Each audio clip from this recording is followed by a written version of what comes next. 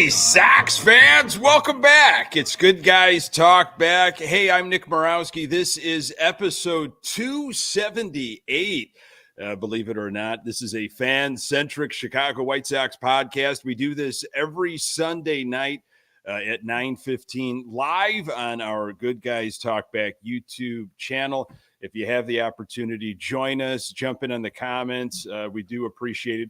Audio available absolutely everywhere. Got a lot to get to with this horrible baseball team of ours. Joining me, as always, my best friend, diehard Sox fan and birthday boy, Pat Hester. Hello, sir. Hey, buddy.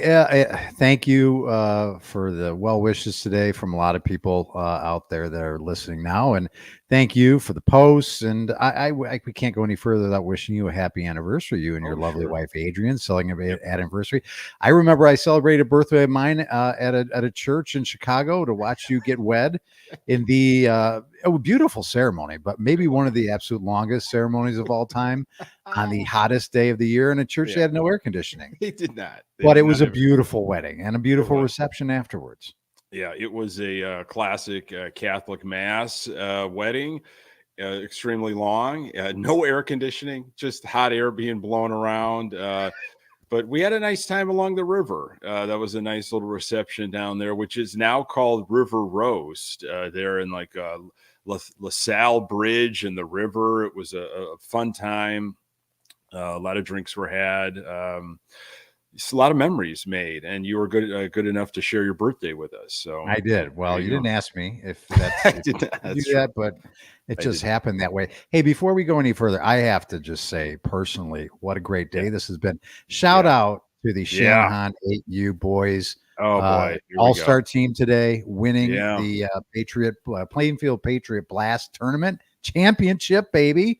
And nothing makes me more excited than to see a bunch of kids loving the game of baseball. So excited to win today. And humble brag, who took the walk-off walk? My son Gavin. Yeah. So, not the best of weekends at the dish, but he got on base and he had a great eye. I just had him watch Frank Thomas videos over and over, just the walks, not the home runs. I said, this is what you do. Inside pitches, duck out of the way, make it look worse than it is. Yeah. And big win for us today. So shout out to everybody, all the coaches, families.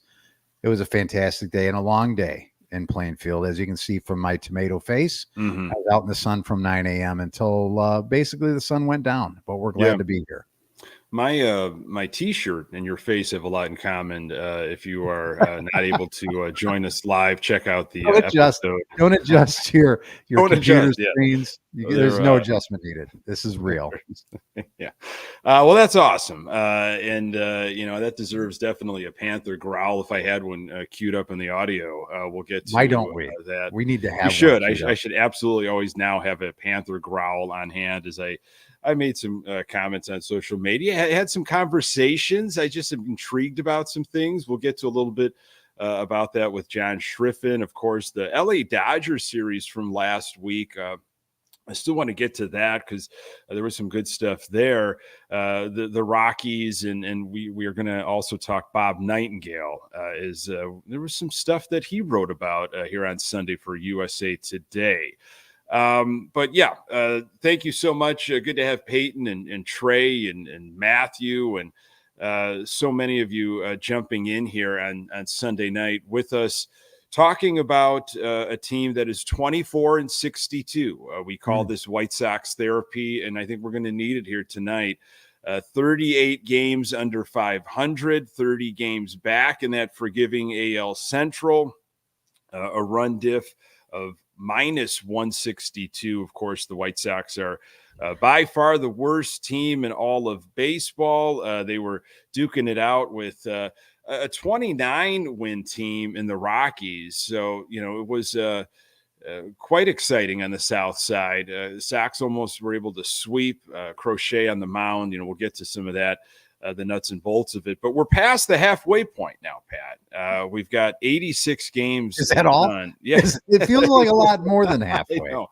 I know. It really does. But we're just past that halfway point. And, I wanted to quiz you, Pat, on the halfway point on some on some of the leaders offensively. And Okay. it is okay if I was surprised by some of these names and numbers, honestly. And this is just some of the stuff that was on simple. This is like low hanging fruit on the White Sox website here of where our team leaders are. Okay. Okay. Let's go offense because pitching is pretty easy, but offense here, leader in batting average. Pat, who would you say Leader, is our batting average? leader? Goodness gracious! And I'll even give you the number, which is unbelievable that this is what our leader. Well, what is the average? I'll never be able to guess it, Nick. So just 244. 244 is our leader in the clubhouse. Again, but maybe it's gotten to the team that people don't care about batting average these days anymore anyway. Yeah.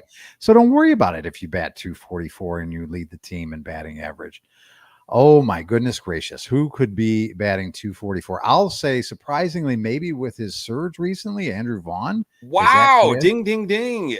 You've got it, Pat. Now Trey was in the comments with Pham and Pham is hitting 265, but I don't think he qualifies because he came on a little bit late. Okay. So I don't think he has he doesn't have enough ABs. But yeah, Andrew Vaughn at 244. How about home runs? Who's leading the pack? DeYoung, right? It is DeYoung. Do you know how many? You want to take a guess on that? 13? Close. He's at 15. He's our clubhouse leader at the halfway point. 15 home runs for DeYoung, a guy that I mean, it's gone right at the trade deadline. I'm assuming that's going to happen. Runs batted in, Pat. Who's your White Sox leader? Well, can I go with the aforementioned? Well, Tommy Pham, you said probably wouldn't qualify because not enough ABs. So, wow, who in God's name would lead this? Would it be Robert Jr.? It's not Robert Jr. It's Andrew Vaughn. Wow, Andrew Vaughn at 39. Okay, how about that? Well, I will tip of the cap to Andrew Vaughn for the horrific start that he had to his season personally. He's come on as of late and contributed and done some things. Squaring some things up. There's been things done. So, I won't say that. I think I labeled him early on as a bust, absolute bust, no doubt about it. I would still probably call him that considering what he was built up to be and what he has been. So, but not a little bit of surprise there that he leads in those two offensive categories. I was shocked. I really was just taking a look at it. I know he's kind of picked it up as of late, but man, 244 as the leader in the clubhouse for batting. I guess I shouldn't be surprised watching this team day in and day out, but still 44. What's the next? Do you know what happened? What the next highest is on the there team? Might have been a 240 or a 239. I think Jimenez is somewhere floating around there, but I guess you got to make sure he qualifies. I don't think he qualifies. He's not qualified to get a parking spot, in my opinion.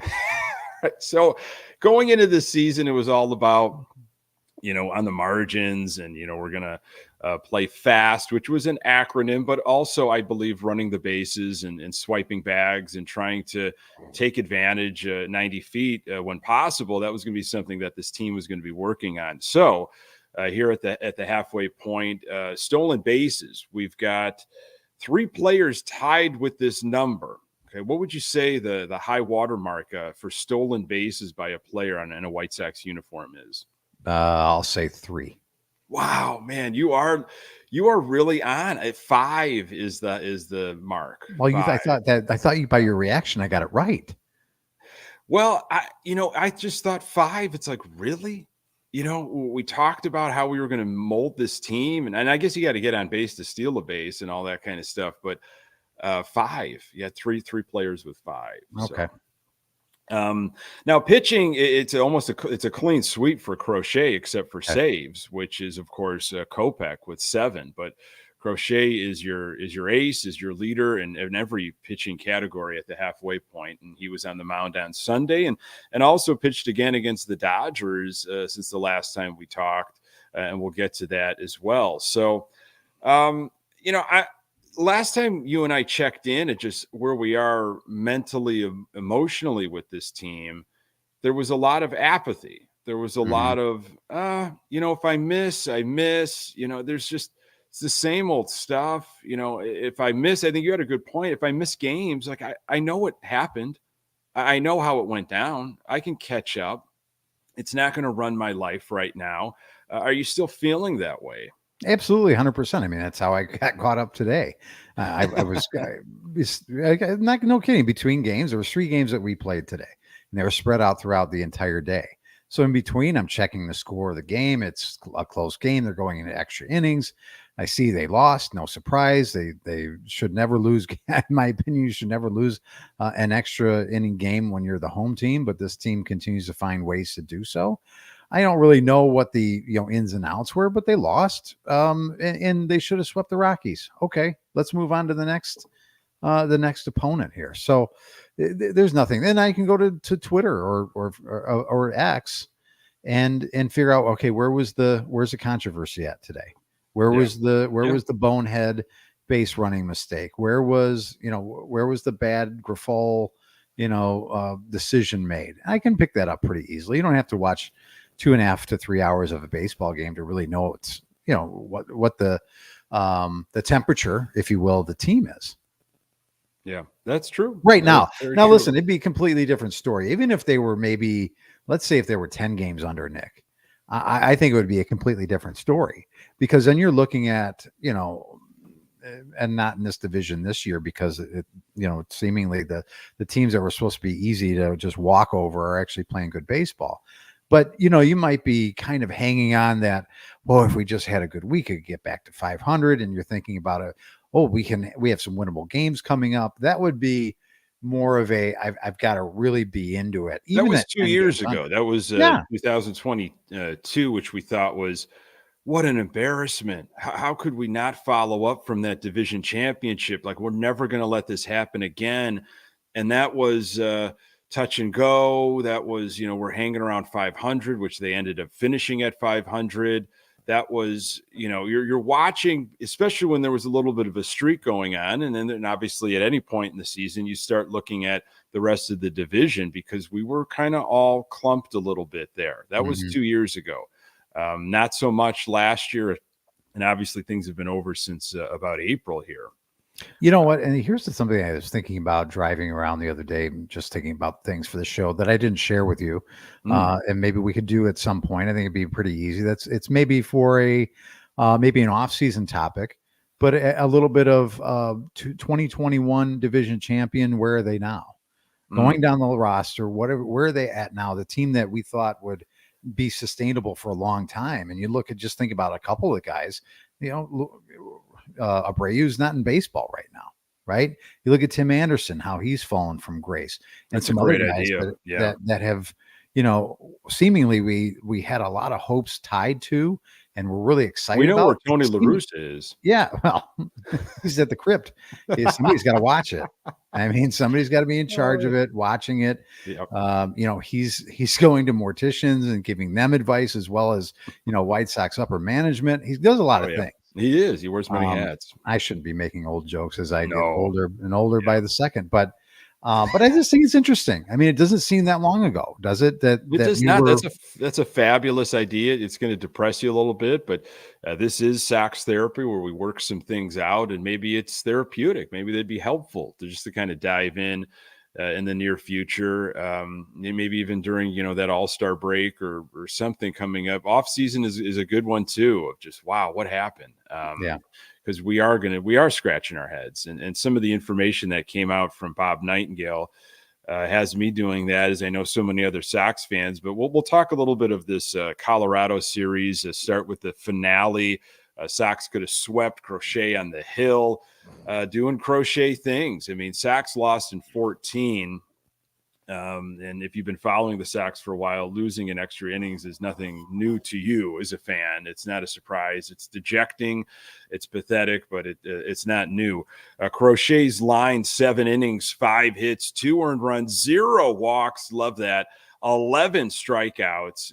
It's kind of automatic right now with Crochet. It's kind of a set it and forget it. His ERA down to 3.02.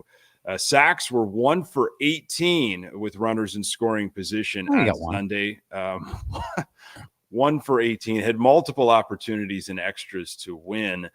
This was our fearless leader, Pedro Grifol, after that depressing loss. It sucks to end up on the wrong side of a marathon like that, Grifol said. A lot of good things, a lot of opportunities.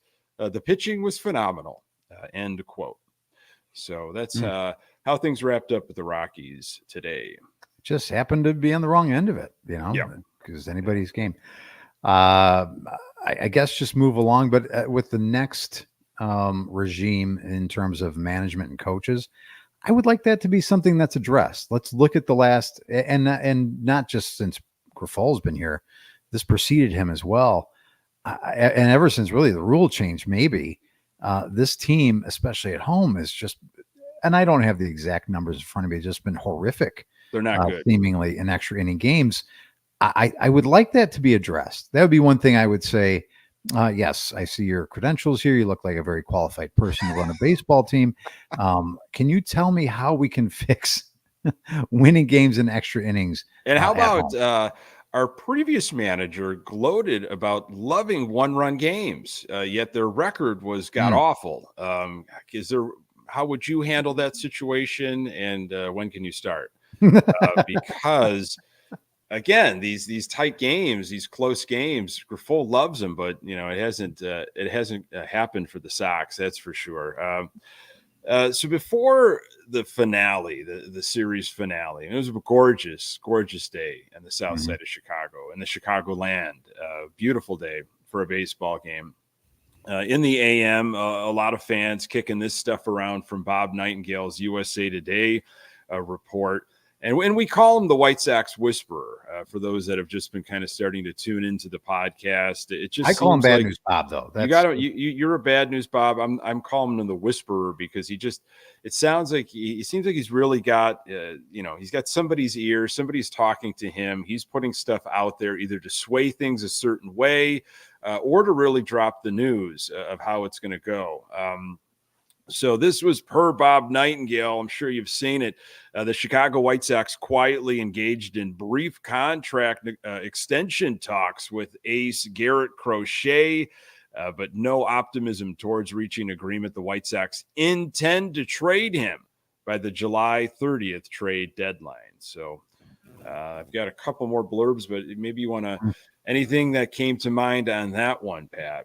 I just think this whole situation is going to be fascinating to watch as we, approach the end of July, because, there's debate right now about what you should do with a guy like this. And we continue, every game that he pitches is, unforeseen territory for him, right? It's just every experience is new now from this point on.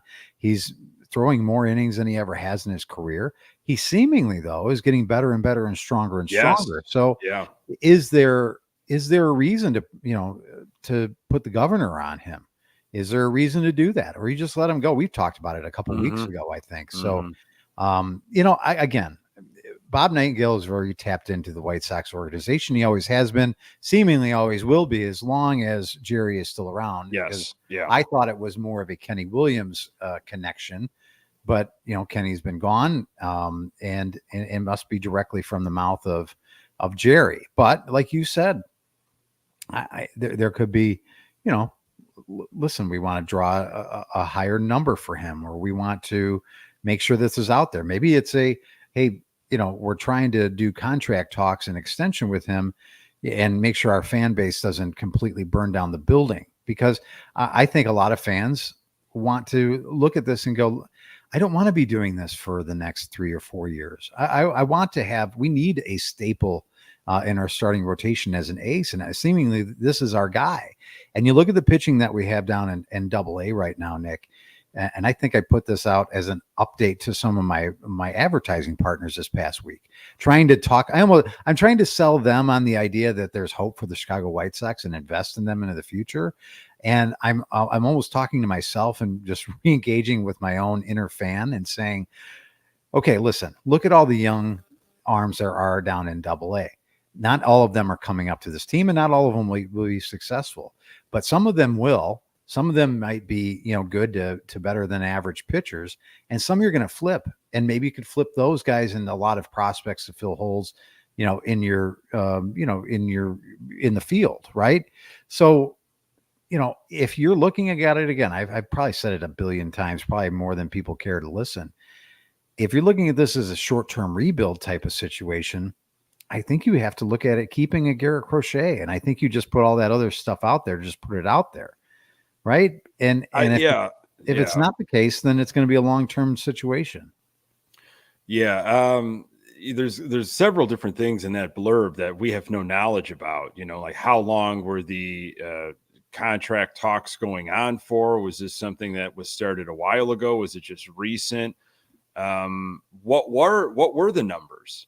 I mean, because we could have that out there and someone could look at it and say, well, the Sox tried, they tried, Garrett Crochet's being unreasonable, which obviously if you've been following this team and this organization for a while, that's usually not the case. It's probably a very low number, which the Sox are being cautious. And with every start, that number is increasing because, he just keeps getting stronger. And, who knows? I know there are doubters out there that saying, yeah, I don't know. I mean, he's just destined for another injury. He's still young. This is his first year as a starter.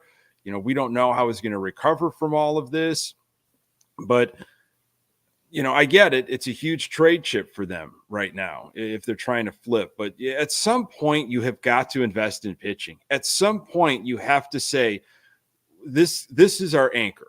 We believe in this, especially homegrown talent. We want to extend this guy and build around. And this time, this particular rebuild, this generation of this rebuild, I think Garrett Crochet is a perfect person to do that. But I also know the organization I'm speaking of and how they handle pitching and how they handle those types of contracts. So it's not a surprise to hear that. It's disappointing. Whether that's just fodder that's out there for Crochet's camp to look at that, or, other teams, to look at that and say, oh boy, we better step up our game. We better bring our best offer to the table because now it's out there. There's a lot of reasons why that was reported. Yeah. And like I said, this will be the most fascinating storyline to follow him in particular, and what's going to happen with him in his future and where he may or may not go and the haul that we may get back for him. But again, and then once you get past the trade deadline, then it's really going to be a long rest of the season. Yeah. This is a slow, even though there will be guys that come up that you may want to check in on, right, as you get into call up season. But boy, it's going to be a really, really tough road to hoe after the trade deadline when you're going to be more depleted on your major league club than you even are now. Well, you're obviously, you're not looking at wins and losses right now. Nobody should. I mean, it's just kind of laughable and fun to poke at how bad and how historically bad. But you're looking at more individuals after the trade deadline. What arms are pitching still, who are they bringing up to give looks to. It is all about auditioning. It is all about, hey, this is what we have going into the off season. And this is what we want to, this is kind of a plan, a living plan, and seeing how it plays out. But according to Nightingale, the Dodgers have already made an offer to the White Sox for Crochet, but it was quickly rejected. The White Sox have informed teams they are seeking young prospects with enormous upside. Do you have any of those prospects with enormous upside, please? I wonder if we even know who those people are in other organizations.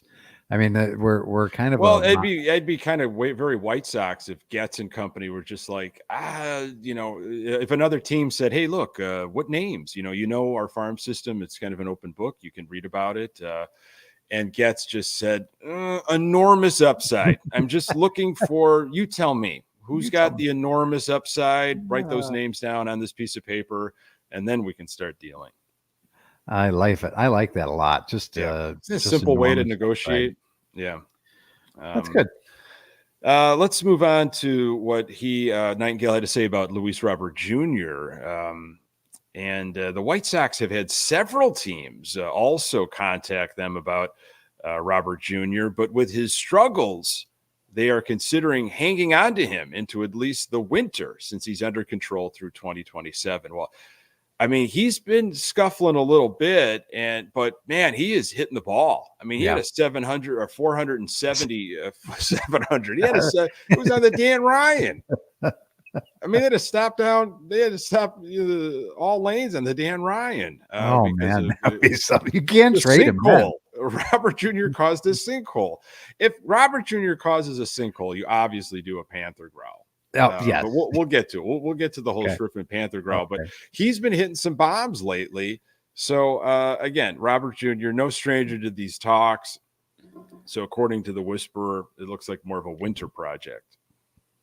Okay. I don't really understand what the benefit is waiting till the winter, but I guess the control. Maybe they're not going to get what they want right now. And probably Robert not. Puts together a crazy second half or something and stays healthy, ends the season on a scorcher. He's the hot ticket going into the offseason. Yeah, I guess. I mean, it's again, I don't think he's as interesting to watch down the stretch because I just don't see a move happening. I really don't. Oh, I mean, really? Okay.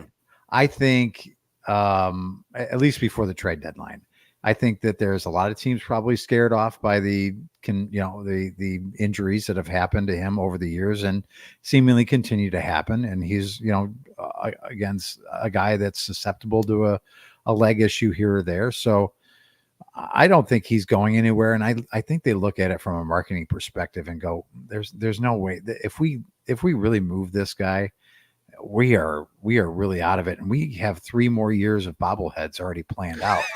So you have all there's no shipping these back. Yeah, no, they've already been paid for.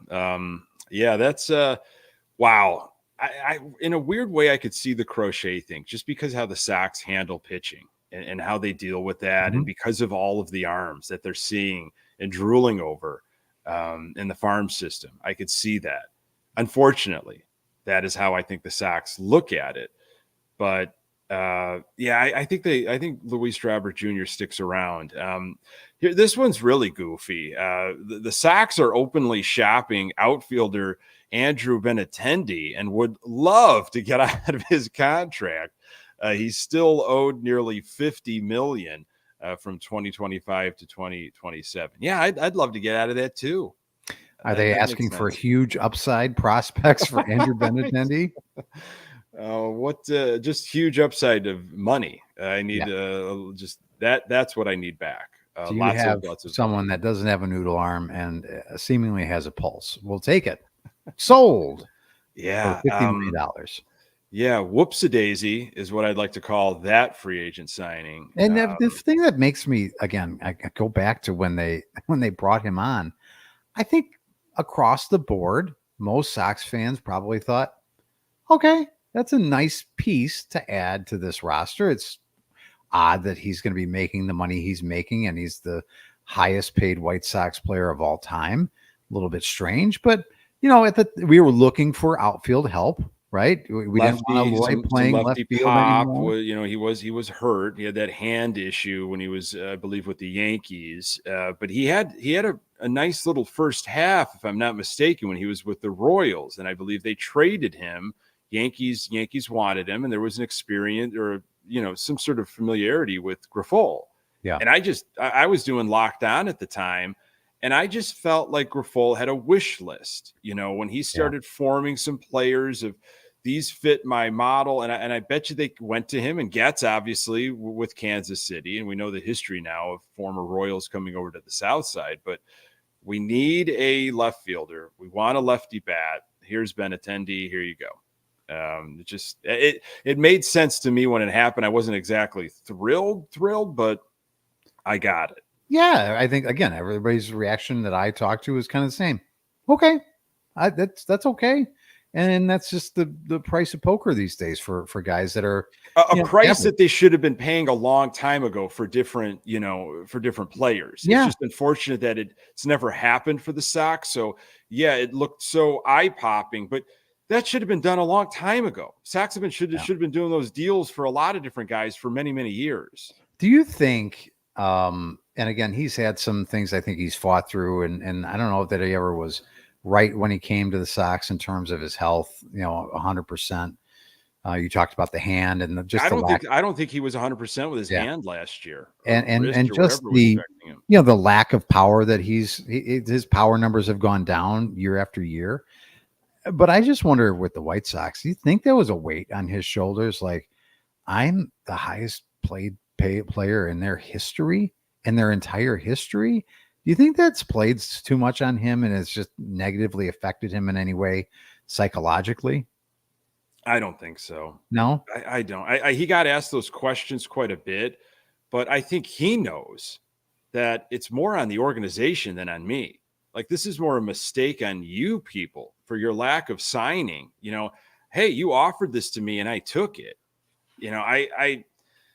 If he's trying to get out and have a baseball life after this, well, I think he's relatively young. I don't have his age in front of me. This has just been awful these last couple of years. And I know there's been more talk of injury, that he's been playing through some stuff and he hasn't felt right. But over the offseason, heading into 2024, it was like, hey, I'm good to go. All systems go. I shouldn't have any excuses or restrictions. And yikes, he might want to walk back those comments. Like, well, actually, I didn't want to say it, but I had all these kind of problems. So, yeah. Well, he's 29. I just looked it up. He's 29. He's 29. He still should have some good baseball years left in him. I mean, come on. Yeah. Let's talk. So I don't know what's of those three. I don't think anybody's going to take the money. I don't think anybody wants to touch Andrew Benintendi right now. I think Luis Roberts Jr. stays in a White Sox uniform. I could see Crochet being dealt. Of those three scenarios, I don't want it to happen. I don't like talking about it. It makes me uncomfortable.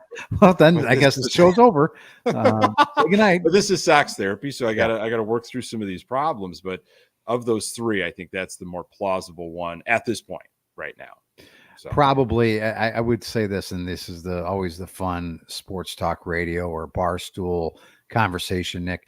What amount of money would you be willing to bet? And we're not big bettors on this show, but let's only say when it comes to the division. Well, yeah, that kind of stuff.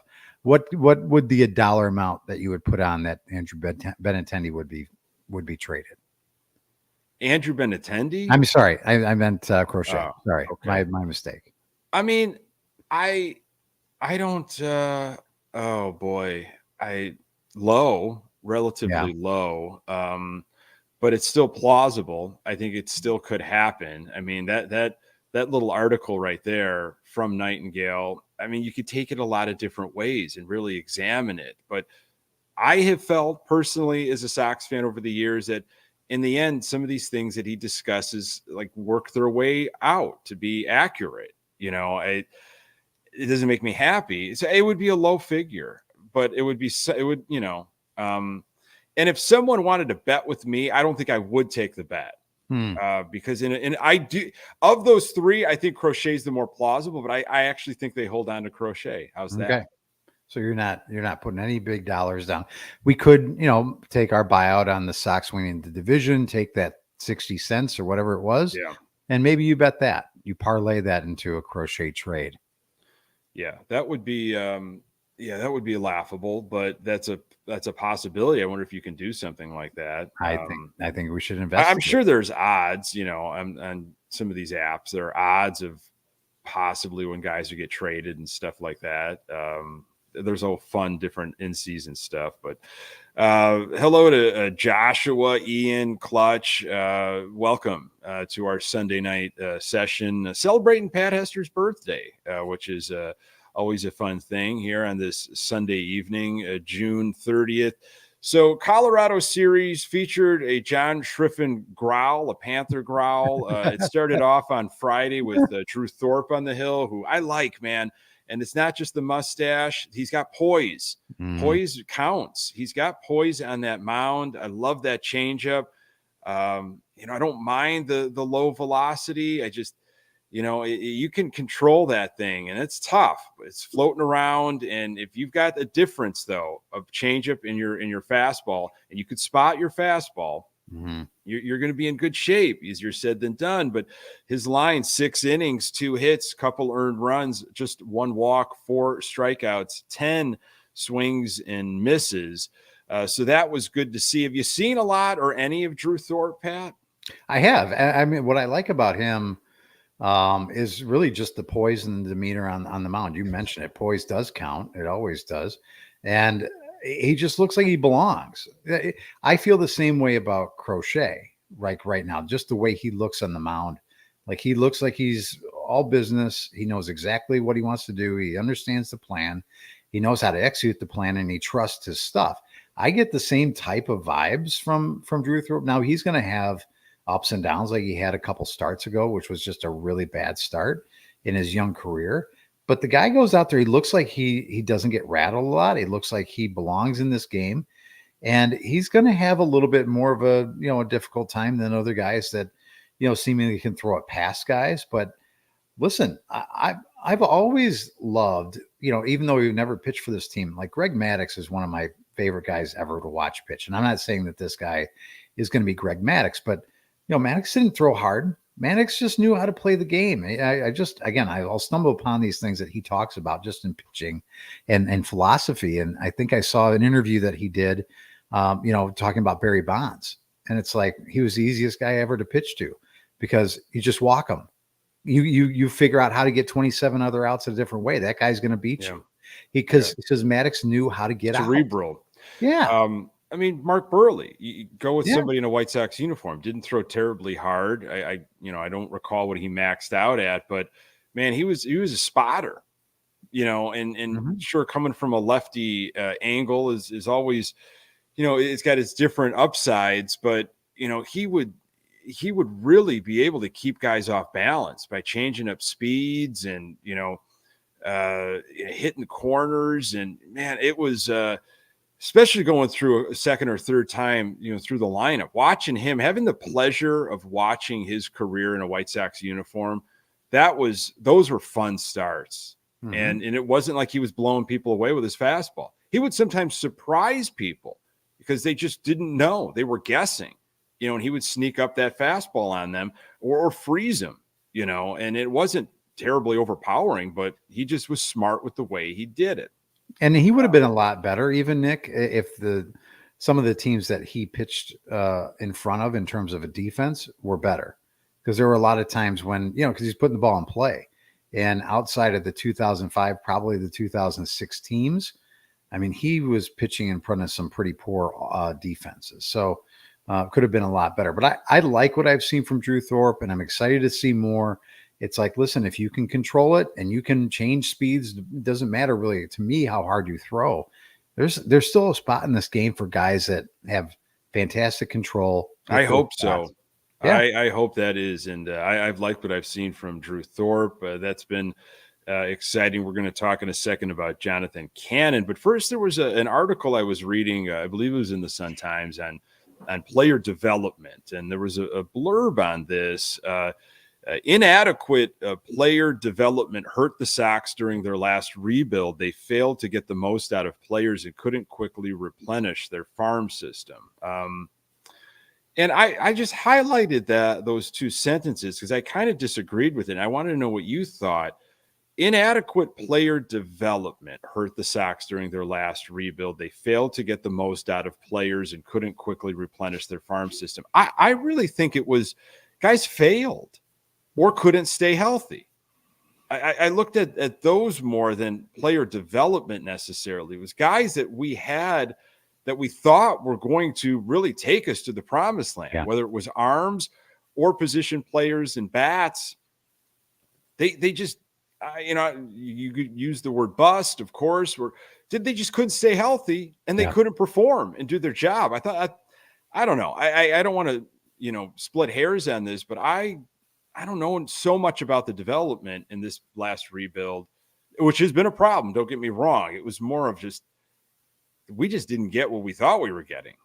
Well, I mean, when you look at the last rebuild, what came out of it in 2020 and 2021 was pretty damn good.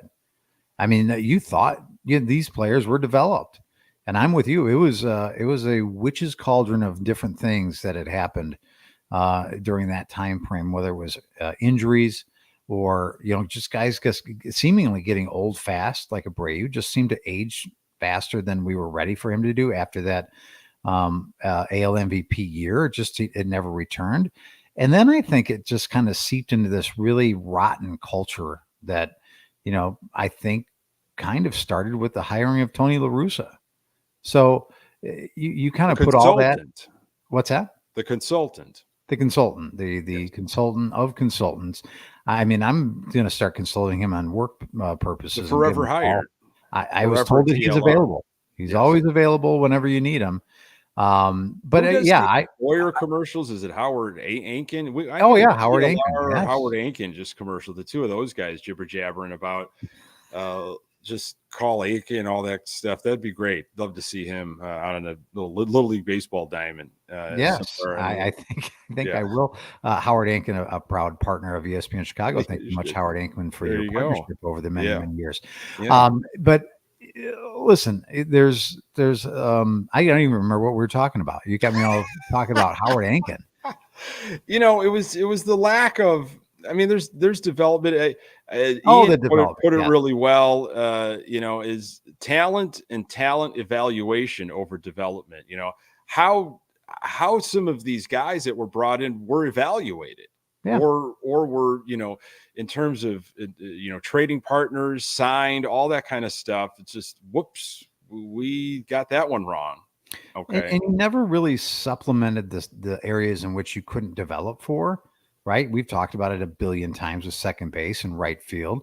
Those were holes on this team for a long, long time, and it felt like you may have been a big player away from really going on a great run. And who knows what that does? I mean, it doesn't really change much, I guess, in terms of what happened to guys with injuries. But maybe it changes the culture. Maybe it changes the vibe around there. Like, wow, we're really going for it. Maybe it changes the whole outlook from the way the rest of the league looks at this team.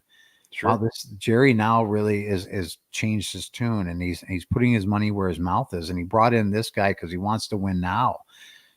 It just doesn't seem that way. And then maybe it changes the way that we look at Kenny and Rick. I mean, I think you and I for a while were big Rick Hahn supporters. Oh, at the beginning, until he talked too much, and then he did his lawyer spin on just about everything that he talked about. But we were excited to see what this team could be under the very seemingly smart Rick Hahn controlling everything.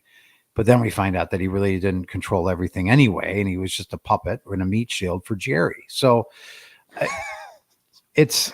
Again, I'll go back to your original question and point. I know I've kind of rambled on and on. No, I agree. Bring up meat shield is always a fun ramble. I think that the player development has not been fantastic, but wasn't the reason why the rebuild failed. The guys were already there, and we saw success from the guys that were here. Maybe it was the development once they got here. Yes, there you go. Now we're getting to some. Now we're having a breakthrough moment in Sox therapy. Man. See, the more we talk about this, these things happen, and I think you're onto something, Pat. I couldn't even remember what we were talking about 5 minutes ago, Nick. I don't think really I'm on to anything really, but I digress. I'd like to hear you talk since I've spoken so much recently. I'm going to talk a little bit about Saturday, which was the Panther growl, but Cannon was on the hill, who I like. I like everything I've seen about Jonathan Cannon in terms of just what he can offer. I think it's difficult to control all of that. 8 or 9 pitches, when you've got that sweeper and the off-speed stuff. I mean, you got to be delicate with it. It could slip into that zone, and boy, he's had some problems this season with that. I do like, he's dealing with a little bit higher velocity. I think maybe 95, 96 miles per hour, but he was 5 2/3, 3 hits, 3 earned runs, 1 walk, 3 strikeouts, and 2 home runs. And obviously you got to stay away from those. And that's what's going to hurt you. 4.62 ERA. So, far from that amazing performance against the Astros, where we almost had a complete game, and it was just Jonathan Cannon fever. He's had a clunker, and then kind of an average, maybe less than average line on Saturday. But Sox won big because the offense was really there. Home runs all over the place. Sosa, DeYoung, I believe Lee late in the game. had a home run, and then another bomb for Luis Robert Jr. This was the 470, and this was, I mean, Schriffen he got excited, man. He got all kinds of excited with a Panther growl, a couple of growls after this ball nestled deep into the center field bleacher area. And I thought it was kind of funny. I thought, you know what? He's having a good time. The Sox, it's a beautiful day in Chicago, warm day. Sox are putting up some runs. It was a 470 bomb. Schriffen's just like, you know what? Everybody hates me anyways. I'm just going to growl now like a Panther after this home run. So you heard it, Pat. What did you think? I found it entertaining. It makes me chuckle. It makes me laugh. It caught me off guard. I don't know that I've ever heard an announcer no, I have not either. Try and do Panther noises. But hey, I think it's a great, that could be his thing. This is the season to try things out. If you're trying to incorporate zoo animals or jungle animals, do it now. Everybody's down your back anyways. Just have some fun with it. It's not like people are upset. And I try to make a statement. I did make a statement. I tried to have a conversation about it a little bit here on social media, which is always the best place I have found to have good, solid conversations. And my point is this, and there's variations, I guess, but if the Sox were like 61-24, whatever, 61-20, whatever, flip their record, and they're running away with this. I mean, they're going to win the Central easily. They've got one of the best teams in baseball. It's laughable. We're all having fun. This is just the place to be. It's the team to watch. We are in cloud nine. This team is explosive, and here we are, like not even really at July. We're at the early parts of July, and we've got the best team in baseball. You're going to laugh about the growl. No one is going to care about if Schriffen's growling or what he's saying or Southside stand-up. We are going to be laughing with him, not at him, because our team is ridiculously good. It's a talented team. And that's what I want, is a solid product that's on their way to winning a World Series, okay? If I don't like what he's doing, I turn the volume off. Or if you're at a bar or a restaurant, how many games did we used to watch, in the early 2000s, definitely 2005 and beyond, where you didn't even hear the audio?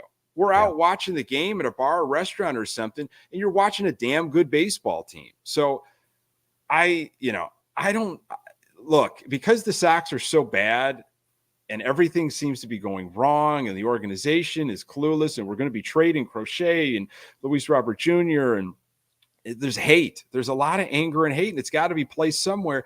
And this dude who, again, I'm not saying he's winning the Ford Frick Award anytime soon. All right. He's new. He's got a lot of rough edges, but it's placed on him.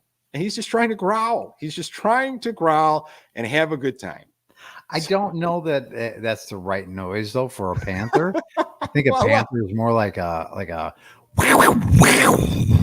like that type of thing. Wow. Oh my goodness, Pat. That was, folks that are listening to the audio, that wasn't me implementing a Panther noise. That was the birthday boy, Pat Hester, with an amazing Panther growl on the spot here. Unless you were practicing it. I mean, Nick, I'm a man of many voices. I don't practice it though. I just bring it, man. I bring it for this show. I bring it for the fans. I bring it for you. And I'm going to have to find that audio. I'm going to clip that audio, edit that. Yeah. Can you put it as part of the open? That'd be great. So I mean, we could package that up, send it right to Schriffen and say, hey, we've got a suggestion. We like the growl. But maybe this is better. Try. I just, I don't know. Look, he's got a lot of work to do as a play-by-play guy, but I'm not going to let a play-by-play guy ruin an amazing team. And this is a huge hypothetical. I'm just creating a what if. This is what you and I used to do when we'd be watching Sox games, to kill the time. You didn't have social media. You're not on your phones. We're watching the game and we're bringing up different scenarios. And I'm like, if this team was flipped and they were winning like crazy and in a dominant team and we're the toast of the league, everybody's jealous of the talent, we're going places. Okay, we've got an inexperienced play-by-play guy. Okay, that didn't go so well for the organization right now. Right now, Okay. But I look back at 2005 and DJ was on the call. Darren Jackson. Darren Jackson started in 2000 with Hawk on TV, eventually moved to radio. He's been with the club for almost 25 years. Now, I gotta remind myself here how you felt about Darren Jackson, but I was not a Darren Jackson fan at the beginning. It took me a long time. I thought he was sloppy. I thought he was tripping over himself. He did not know how to get out of the way of Hawk, which I understand is a whole different issue, but it seemed like he was a fish out of water. And in 2005, I could barely listen to the guy. He just was unlistenable. But the team covered up that stink pretty good. Okay. That was okay because it was a damn good team. And obviously we know what happened. Well, the thing about DJ was, if you ever watched I think it was Fox Saturday Baseball, DJ was he did a lot of Fox Saturday Baseball games. And when he was in that setting, DJ was fantastic. He was really good. DJ wasn't helped by Hawk. I mean, sure. and for us, growing up and watching as many games as I did with Hawk and Wimpy, that was my booth. That was my summer vibe, if you will. And when you replace that, half of that with DJ trying to find his way, trying to kind of figure out how to work with Hawk. I mean, there's no secret. It's hard to work with Hawk Harrelson. Yeah. He's kind of a different cat. He was a different cat. He did things his way. And that's when I would implement your Panther growl right there. When you right, exactly. Cat. We could bring that back at the end. That's how I'll do that. But when you're working with a Hawk who wants to do play-by-play and color at the same time, and you're the color guy, it's hard to do your job. Both. Yeah, it's true. You're right. You're very right. DJ, why don't you just sit this one out? I think I'll do this, even if I have several minutes of not speaking. You don't need got some commercial reads there. I'll take those as well. You just sit back, relax, and strap it down. I'm in the chair now. It's a tough gig. It is you're learning on the fly. Like you're learning in front of everybody. And again, he's a little rough to listen to. I get it. He's not, his phrases and everything are odd to a lot of people, but there were folks that hated Hawk and did not like Benetti at all. Yeah. Okay. I mean, it's very subjective. It's to each their own. I get it. But I'm just from the point of, if this team was ridiculously successful and we were watching a wonderful team play baseball and they were on to something great, this season. I mean, I can sit through that play by play. I'm watching a great team. And here's a great example of it. Caleb Williams hasn't thrown in a real game any passes of any meaning, right? They had some camp, but he's walking around town and he's doing this bear claw thing, and everybody's loving it and think it's fantastic because it's new and it's exciting. If the Sox are good, like you said, and Triffin does a growl in the booth, we as fans are walking around lot B growling at each other and hissing and scratching and pawing and paws up like I used to say, let's fight. Good and Lord, it'd be great. Mm-hmm. But that's got all kinds of different images popping in my head. Those red line trains back home, that would be a different story if Luis Robert Jr., the team was great. He had a couple home runs, man, just fans in a lather clawing at each other and growling. The red line's always a hot mess, and add that element. Boy, Pat, people in a hot car and have them growling at each other. It's wonderful. Yeah, that's kind of where I was going with it. And if you do care, wow, I'm really fascinated. If the Sox were 60 something and 20 whatever, and they were the toast of the town, and you still were putting dislike and hate on Schriffen because he was still trying to figure it out, and you weren't happy with he just wasn't for you. I'm fascinated by that. Wow, you care that much. I understand you want a whole complete product, and I understand you want your organization to do everything right and give you the best of the best, but I just don't think you're going to get it all for sure and make everybody happy under Jerry's rule. Well, You said it there. Under Jerry's rule, Yeah. nobody happy. So we'll stay tuned. I'm sure there'll be something that we discuss. There'll be an animal or some other noise that happens that is worth a debate. But I want to get a little into the Dodgers series from this past week, which, of course, was well attended, especially on Wednesday. You had Shohei Ohtani and the Dodgers, which if anybody's ever doing, podcast stuff and you want to create, an episode because Shohei Ohtani played your team, always put Shohei Ohtani or Ohtani into the title of your episode, whether it's audio or if it's YouTube. That's just a little trick.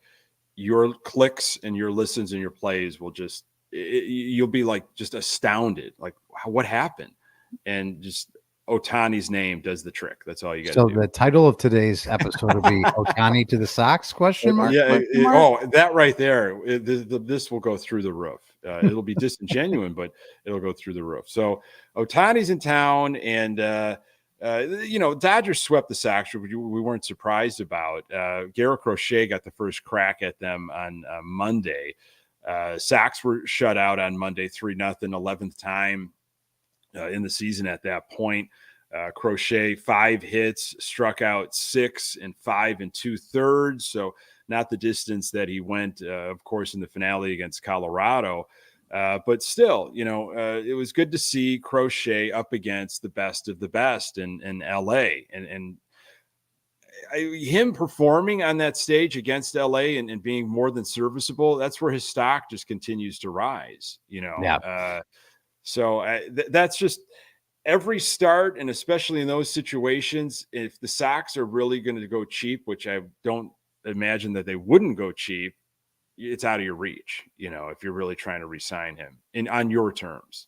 Yeah, well, you said it, your terms. So, but there's going to obviously the team that they played. A lot of I'm sure Dodger people were in town to scout him. You didn't have to do too much in terms of your staff was right there.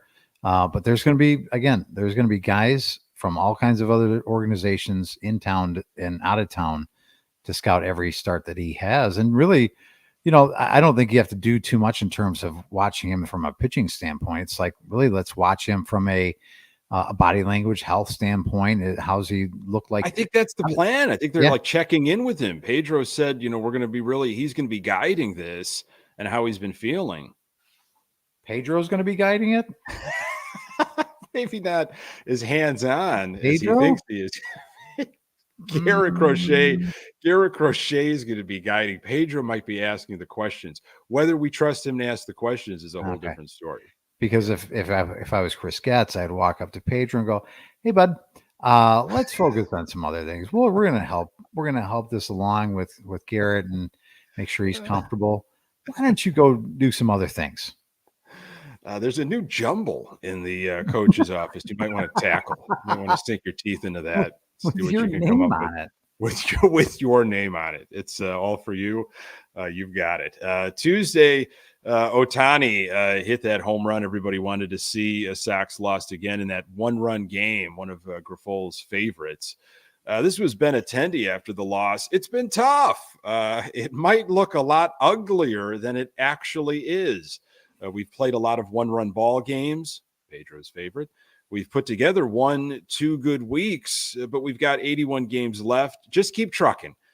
Keep working on things. Keep getting better. Always reminds me of that old school scene when they're at the cemetery and Will Ferrell says to, I think his about to be ex-wife, just keep trucking. Just didn't know what else to say to this woman. After she said, I want a divorce because you've decided to join a fraternity and Blues Dead, babe, just keep trucking. Keep it on. I do like that your Andrew Benintendi read sounds exactly like your Pedro Grifol read. Yeah. That you don't change it up at all. The cadence is going to be the same because they're funny quotes, and you got to just hit it at the right time. But Rick Murawski from the Sun-Times weighed in on some things that Benintendi said in that quote, and I loved it. When Benintendi said there were 81 games left, he meant it as a good thing, but for the Sox fans, it's probably sounded like a threat or a prison sentence of eternal dental surgery. The Sox aren't getting better, as he said they are. They're remarkably consistent in their frightfulness. He's right about one thing, though. The Sox had a week or two in which they weren't awful. That was in May when they won 4 straight games, yet still finished the month 9-19, a .321 winning percentage. So, yeah, I want to see more of these articles.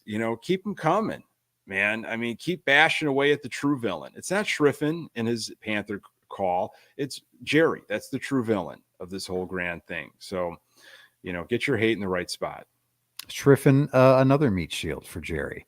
Jerry, I'll do whatever voices you need me to do. I do a variety of voices, all kinds of jungle animals, whatever you'd like.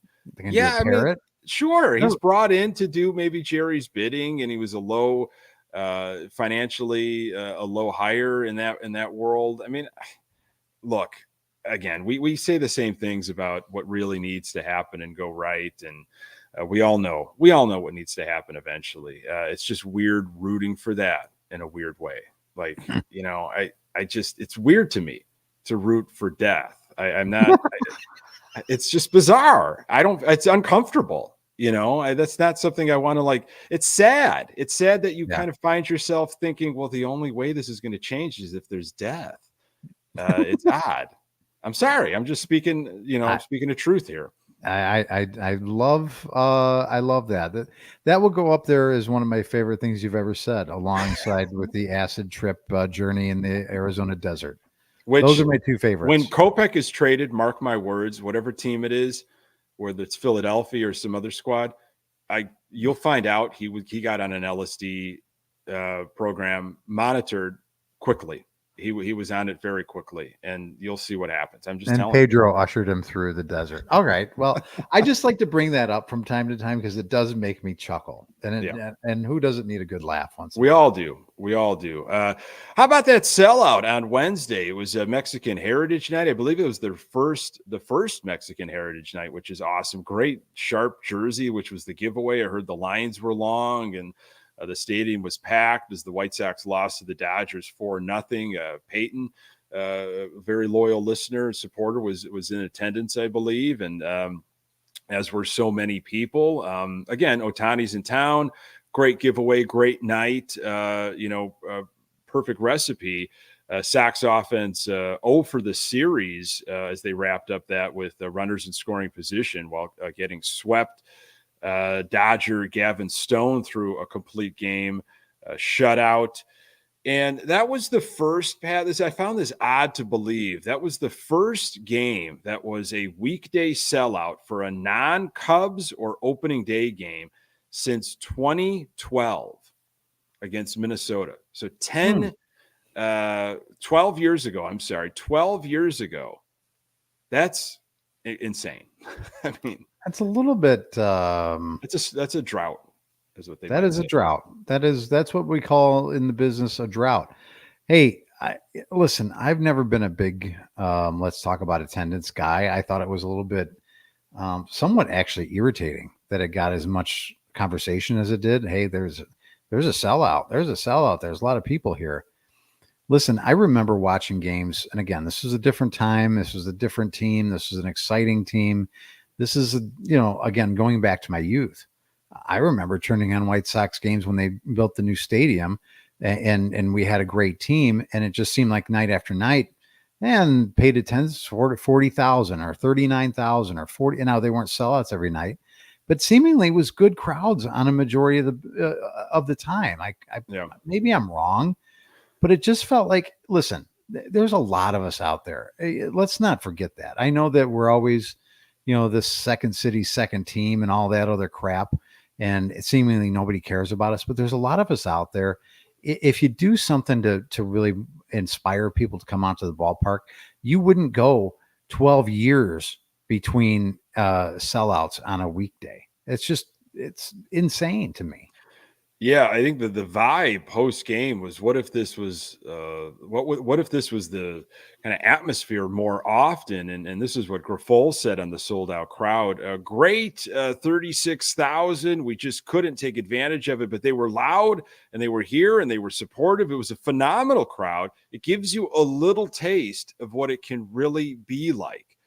And of course, a lot of it had to do with, I think, the promo. And of course, Ohtani was in town with the Dodgers and the Dodgers in general, which have a very good team. Well, we know what the recipe is. Okay, you know how you can do this on a regular basis. Get good players, get a good manager, pretend like you give an F about putting a quality product on the field. I'm speaking to Jerry. And fans will come, fans will show up when there is something to watch and they feel like it is worthwhile to them, that you are investing in this. I am now going to invest in this. This was Reinsdorf way back in August. Hey, look, we're not going to be in the Shohei Ohtani race. I'll tell you that right now. And we're not going to sign pitchers for 10-year deals, but we're going to try to get better. And if that means trades, it potentially means signing free agents. It means playing smarter baseball. It's a lot of things. I don't have a lot of time left. I don't want to go through a long rebuild. I only expect to be here another 10 years. If you don't want this to go long, you know how to do it. You know what to do. You know the recipe, and only you can really do this. Now, I know it's not a guarantee, right? But if you try and you put superstars on the field that have a superstar track record, more times than not, you will get those types of crowds on a regular basis. Yeah, I mean, listen, we live in an area in Chicagoland. What would you say it is? Like 8 million, something like that? Is that right? People? Chicago? Yeah. I think Chicago's more around 3 million. Well, the city proper, right? But I'm talking gotcha. Surrounding the Chicagoland area, Northwest Indiana included in that. That's a lot of Panther growls. Maybe is where I live, in God's country. But listen, there's a lot of people in this area, and you're telling me on a beautiful summer night, and you have a great team, and it's fun and exciting, and maybe even throw in the fact that it's just a general giveaway night for something, not even like a really big night like Mexican Heritage Night. I mean, you could do something with that. But again, Brooks Boyer and his team have always got to come up with, like, listen, how are we going to hit on like 12 or 14 games we're going to draw a really big crowd? What has worked? Okay, we better throw out a hockey jersey. We better make sure we have a couple good bobblehead nights. Mexican Heritage Night worked really well. We're going to do that again. We'll have an Elvis night. We got to have the gimmicks. Otherwise, people aren't going to come out here. Yeah, and they really do a great job of giving away the gimmicks. I need new, fresh, different ideas, though. I need new gimmicks. I need more of the gimmicks, and that's the other thing is, if you know damn well your boss isn't bringing in these superstars. Okay, so you're gonna have to figure it out. Well, it's like, hey, boss, you're not going to sign Shohei. You're not going to bring in these top tier talents, and we need to have, more bobblehead nights or more creative, different nights. I want to reinvent some things, but I don't know if there's an interest in doing that. It's just kind of like, well, we'll just throw these things out here. There may not be an interest there unless you can sell it, Nick. That's then where your marketing team is talking to your sales team. Hey, we'd love to do another night where we can draw some fans, but we got to get an advertising partner on this, right? Every bobblehead that you have, I'm sure, has some type of advertiser on there somewhere, probably, if not most of them. Every t-shirt you've ever gotten probably has some type of advertiser somewhere on there. There are people linked to that. They're not just free, right?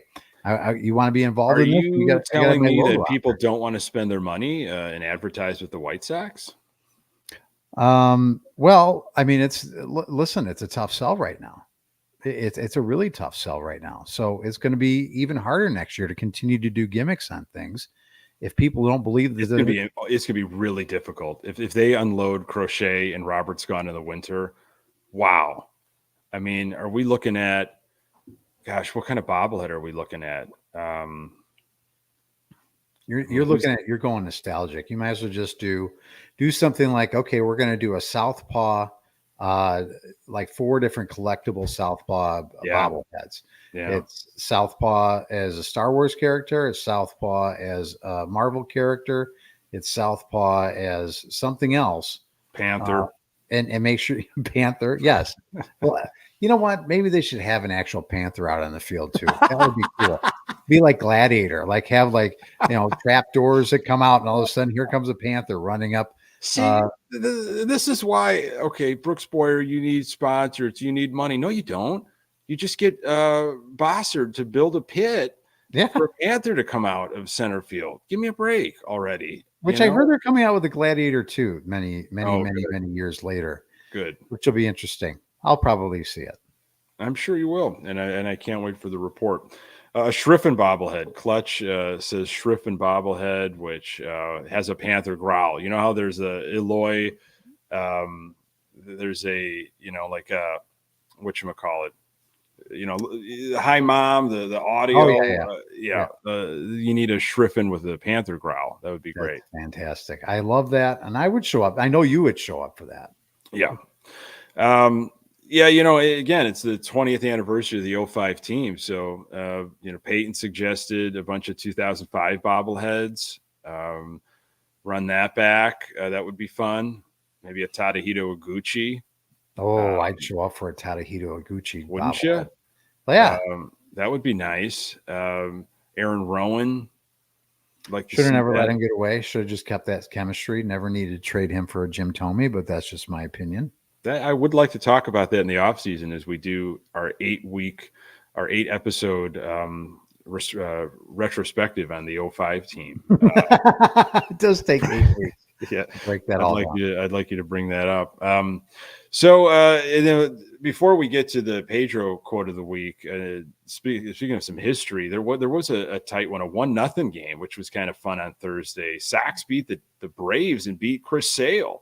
With La Pantera hitting that bomb off of Chris Sale. Sox win 1-0 on that makeup. You follow Chris Sale at all? I know you're not big on following old White Sox players, but I know that he's pitching back to form, and I'm happy for him. There's nothing there for me to continue to latch on to guys that no longer play for this team. Yeah. But good for him. I'm happy for him. I've been happy for him. I wish him nothing but the best, but nothing good is going to come out of me caring that much about what he does with his career from here on out. I do know though that as I was listening to the post-game show in the car that day, I just happened to be driving around and got to listen to a little bit of Connor McKnight, and Connor was talking about future Hall of Famer possibly in his future if he continues on the way he's on now. Obviously a little bump in the road for him with injuries, but I think if he stay consistent, this is Connor speaking, is Chris Sale is a Hall of Famer. What say you, Fuzzy Britches? No, I say no right now. Okay. Very good. And had a pretty dynamic stretch for a time there, but no, not right now. I mean, you'd have to really, man, I don't know how many more years. And I don't know what his numbers look like. I mean, I haven't looked at Chris Sale's numbers, but I would be in agreement with you. At first blush, I would say no, not enough on the resume. I'd say watch out Ronaldo Lopez. If he keeps up what he's been doing for the next 10, 12 years, you might have to have a kind of Hall of Fame conversation. Who'd have thunk it? Who would have thunk it? Oh, the one that got away. Ronaldo Lopez. That's a guy that I kind of follow and watch a little bit and just keep. I thought he had the makeup. We talk about poise and moxie with Drew Thorpe. That was a guy that I just felt like he looks like he has it, the presence, the arm, the everything. Yeah. And he just couldn't. And then he got the eye corrective stuff. And then we saw him pick it up there. And I thought there were some big things, I can't say I expected the numbers he's putting up right now, but good for him. Good for Lopez. Yeah. I definitely thought he had a higher ceiling than what he displayed with the Chicago White Sox, but it is what it is. Howard asks if Sale makes the Hall of Fame, will he don a Sox cap? And that depends, I guess. If he retire, obviously the low hanging fruit is well, Boston White Sox, those are both Sox hats. So he very well will be wearing a Sox hat. But if he continues with the Braves and has a lot of success and there's a Cy Young in his future and, he stays healthy, maybe it is an Atlanta hat. He threw the last pitch in a World Series winning game, right? He was on the mound. Yes. So I know that was just one small moment, but that's a pretty big moment. Who knows? I guess that'll be. Let's save that topic too for a January show, Nick. Okay, we're January. I mean, off season's starting to get really filled up here, but I will. Hey, this is how you work it. You got to pre-plan these things so we can go into the off season prepared to dive into it and execute the way our with fans all of the deals that are going to be going down. I mean, the shows are going to write themselves, but yes, we will have to find material for some of those dry stretches where the Sox are oddly quiet during the off season. Yes. Well, and we're running up against the clock. I just didn't know. Did you want to talk any debate while we're here? Any politics? I do. I've got actually 45 minutes on it. Do you mind going a little long? So stick around, everybody. We're gonna break down the debate as well. I think I'd rather just continue Panther growls. I would rather do that, or let's talk more Jiminy Glick, because that was fantastic. That brought a smile to my face. Whenever I can see more Jiminy Glick, that makes me happy. I love that Jiminy Glick is back in the limelight, and Martin Short is working well with Jiminy Glick. Up next, Sox on the road at Cleveland and Miami. All-Star break starts July 15th. And the trade deadline a few weeks after that. So, this team very well, this could be the last month of what you see this team looking like right now. I've got your Pedro quote of the week. Thank you so much for sticking with us here. We ran a little bit long, but it's Pat's birthday. It's the 4th of July week coming up. Nobody's got anything going on. I really appreciate it once again. You joining us on a Sunday night about a team that is really difficult to watch, but it's our team, and it's just nice to rub shoulders with like-minded people sometimes, even though we still have differing opinions about the team we love. It's good to just have some therapy and talk White Sox. So thanks for joining live, jumping in the comments. Thank you for consuming the audio wherever you find your podcasts. And, Pat, always a good time, buddy. Yeah, this was a great show. I had a lot of fun. Thanks for all the birthday wishes and people that reached out. It was fantastic. It was a great day, and I love doing this, and glad we were able to do it. Let's do it again next week. Why not? I think we should. Here is your Pedro Grifol quote of the week. This was after the Sox were swept by the Dodgers. At times, we don't see the improvement, and we want to see it at times, then we don't. Pedro said on Wednesday, at times we see setbacks, and at times we see a lot of steps forward. It's been inconsistent. Obviously, our record is not where we want it to be. At times, it's painful. At times. Not every day is painful. Just at times. At times. Speak for yourself, Pedro. Yeah, I'd like to know the times that you saw the steps forward. I think I messaged that to you. Yes. I love that quote. I love it. You didn't say how large the steps were, very microscopic steps. But they're in his mind, they're moving forward somehow. Yeah. Moving forward like a baby just learning its first steps. There's a couple forward steps, backward steps, sideways steps, fall right on the ass.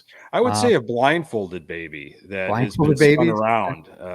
And yeah, that's kind of how I would look at it. Love it. Love the Pedro Grifol quote of the week. It's the best part of my week. And I thank you for sifting through all the articles that you read through to bring it to us each and every week, Nick. Yeah, it's a labor of love. Again, thank you so much for joining us, everybody. Hey, for Pat Hester, I am Nick Murawski. Until next time, go Sox.